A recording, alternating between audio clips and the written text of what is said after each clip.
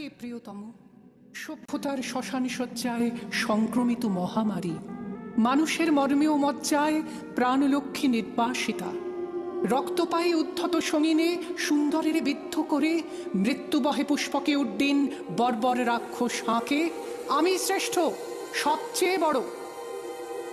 দেশে দেশে সমুদ্রের তীরে তীরে কাঁপে থরথর উন্মত্ত জন্তুর মুখে জীবনের সোনার হরিণ, প্রাণরুদ্ধ, প্রাণ স্তব্ধ। ভারতের স্নিগ্ধ উপকূলে লুব্ধ তার লালা ঝরে।